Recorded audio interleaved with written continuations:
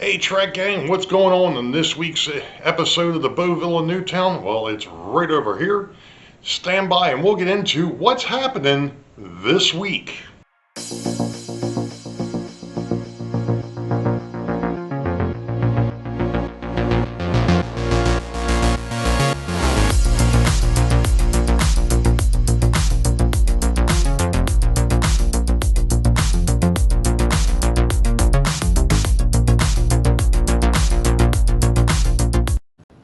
Well, hello Track Gang and welcome to,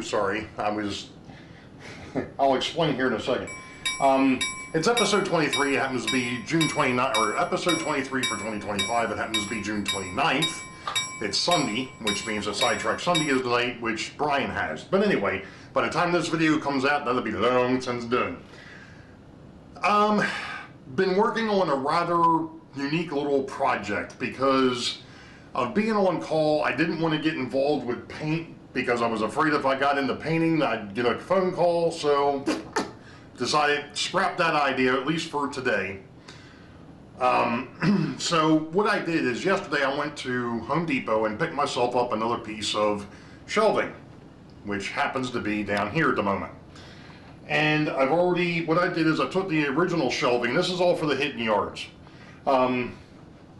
So I took the original piece of shelving, I've already got that cut and in place, because unfortunately to go out and get the wood that I really wanted would have been ridiculous, and I would have been sleeping in the shed out back. So I decided to not do that and decided to go ahead and get this is an 11-inch board, an 11.5-inch board. And what I had back there was either 6 3/4 or 7. So do the math, that makes basically about an 18-inch shelf, which is going to be fine. Now, the issue is, obviously, now that I've taken everything up, I want to put on, and you'll see this more once I get done, because right now I'm in the process of putting on the boxes that I printed out a while back. These will be for the local cabooses, the through freight cabooses, the way bills, and then the extra or the outgoing car or outgoing train that needs to make its return to the opposite yard. This happens to be right now for the Richmond yard, so these would be on cycle 4 would be Richmond to Harrisburg. So that's what I'm doing, is I'm mounting up the boxes. Now what I did is, this is the bottom side of the shelf, obviously. I've got a piece of wood on the front here to keep things from rolling off the front now. I put this board on because I realized if I would have taken these boxes and put them right to the front, they would have sat too high. So I put this 2x2 underneath, and we are going to put the boxes on it. That way we get a little bit of a delineation between the stuff that's on top and the keeper and such, so that way it's not hiding what's up there. So I'm going to finish doing this, and then I'll take you back and show you what it looks like once I'm done messing around. All right, Track Gang. Well, holy crap. That's all I've got to say to this is, holy crap. Yeah. Well, as you can see in front of you now, is that everything that is going to go out eventually at some point is now up on top instead of being shoved down underneath, beyond the foam and touching the foam and things of that nature. This turned out great. Wasn't 100% what I was thinking it was going to look like when it was done, but to be perfectly honest, this is going to function quite well. I have to go through yet and label, obviously, my boxes up here, because this is your through freight cabooses, your local freight cabooses. This is an extra holder. This is the tank car waybill.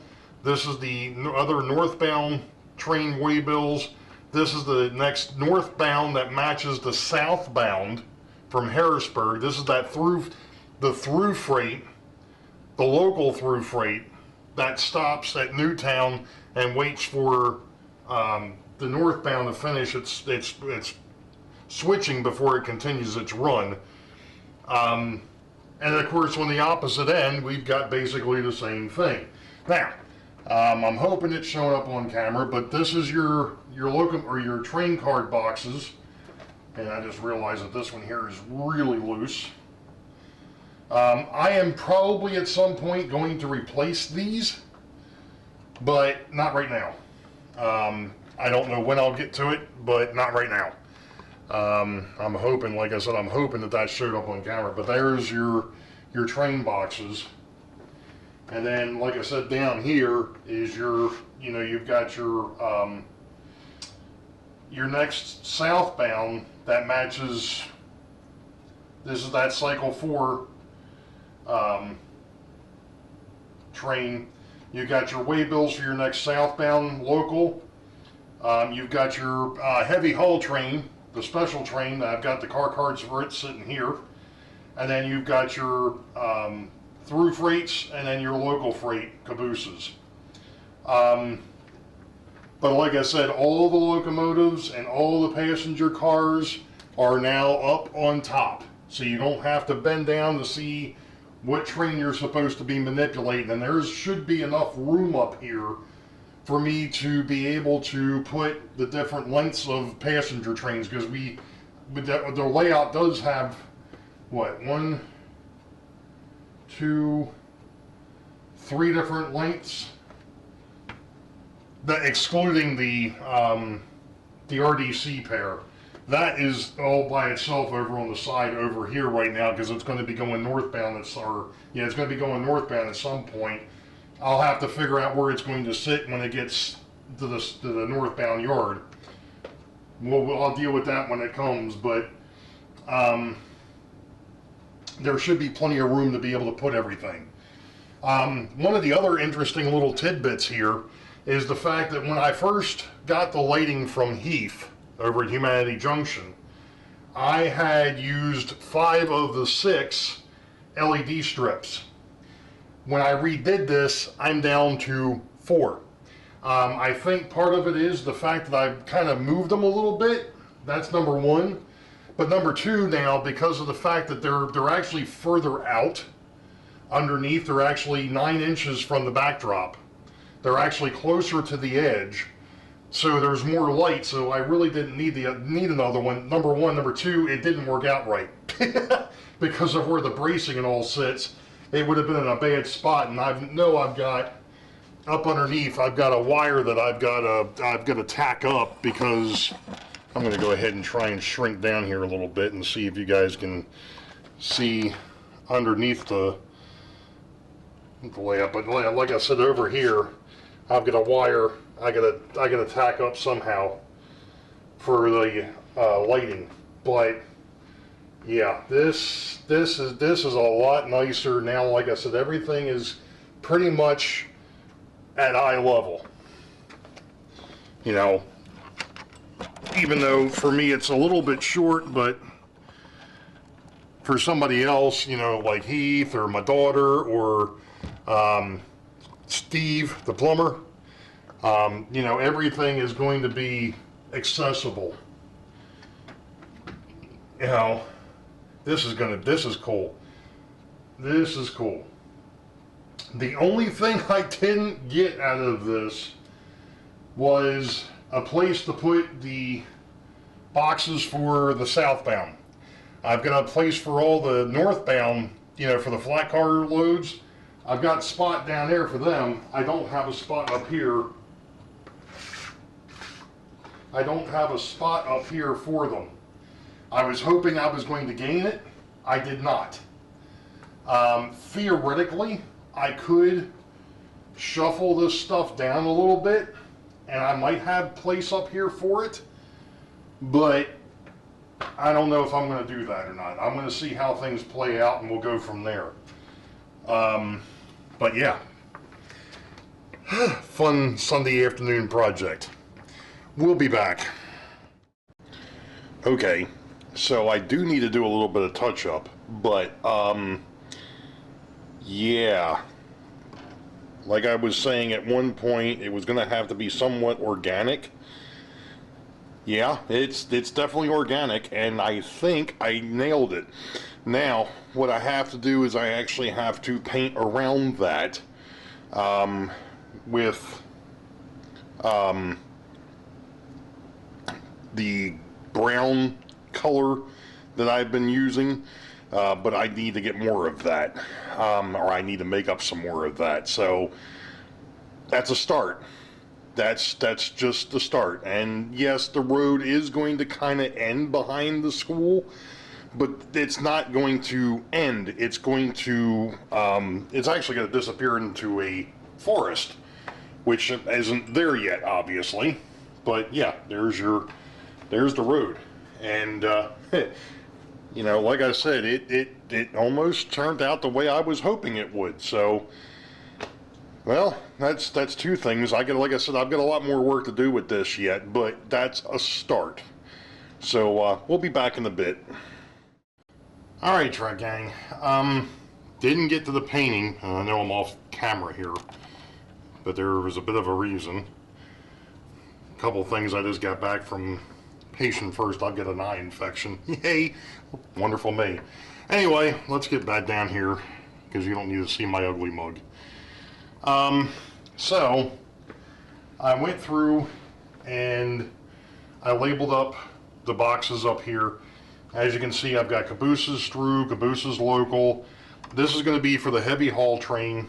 Right now, this extra box is just holding fuses for the track power, so that way if I blow a fuse, that's where they're at. I've got it on both sides. And then you've got your local way bills, and it actually tells you down here which trains are supposed to be for. This would be for 18 or 46. And then this is the other local. This is the one that is making the return trip back to Harrisburg. That would be trains 10 or 38. Now, the nice thing about having this laid out that way, really? Pardon me.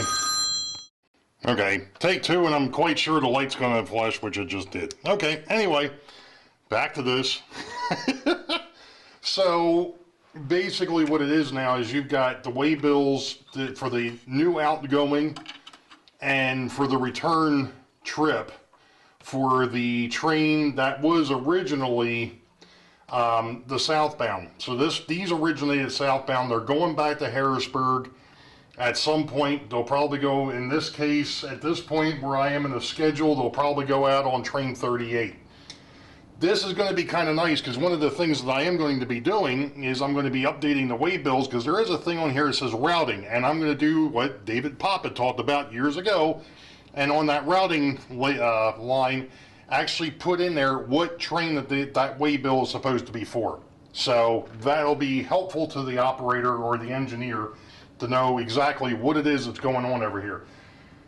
And like I said, I've done the same thing on the North Yard as well. Now, one of the things I'm in the process of printing out, I made a modification to the waybill holder to actually be able to hold a full train card. Now, I've only printed out 3 of these bad boys because these things take 2 hours to print. But, you know, once I'm done, I'll have all 6 of them, and I'll be able to replace the wood that's up here with those boxes, which will be really nice. And then I'll be able to label them up as well. That's one of the things I never did on on the train boxes up here, and I know it's probably way far away. I can't get much closer, sorry, and I really don't want to zoom it in. So that's that. One other thing you'll note, I put a divider up here, even though I know, because I'm the only one that's been running this thing, that the dividing line between north and south as far as power and passenger trains goes is this board right here. Now I've got a dividing line. I've actually got a divider sitting here that divides the south yard from the north yard.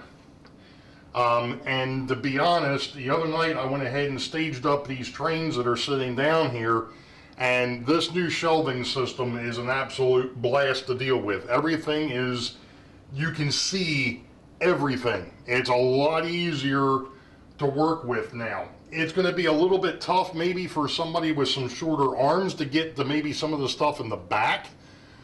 I'll have to see how that plays out. But otherwise, this was a great addition. And also by extending this, it also brought the lighting out, which brings it closer to where the waybills are for the freight trains, down here at the drawer system, down the bottom. So this definitely helped out in numerous ways. Now, one of the other things I did do, and like I said, I really can't show it unless I take this thing off the tripod, is on the north yard, the Harrisburg yard, the boxes that I've been using to store the stuff for the flat cars, this stuff. I actually did take that from underneath the layout and put it up top. Because unlike the south yard down here where I've got strudels of room underneath the shelving, down that end because of the RBC distribution, I don't have that space down there to be able to put it underneath. So that's fine, it's not a big deal. It works fine up there. There's still plenty of room on that upper deck for all the passenger trains and all the locomotives. So that's a good thing. At any rate, I'm going to swing back around here because I got a couple of things that I want to, there we go. First thing is this video is actually going to come out on Thursday, tomorrow. It happens to be Wednesday the 2nd. This video is going to come out a day early. The reason being is because Friday is July 4th. And those that have watched the channel for any length of time knows what I do on July 4th. In fact, I sent a picture out today on my Facebook page, or the Facebook group page, showing you that I've already got that stuff over on the table, staged and ready to go. So if you're new to the channel, stick around because, like I said, this week you're going to get a bonus. You're going to get 2 videos from me. So with that being said, Sunday, July 6th, 8 p.m. U.S. Eastern is John number 2 over at the Schuylkill River Valley. Make sure you check him out. I know he's still working on his GG1 that he got from his dad. He's working on that diorama, so definitely check him out. And you all know the deal. Wait for the highball. Green tracks ahead. We'll catch you all next time. Be safe. God bless. We will see ya.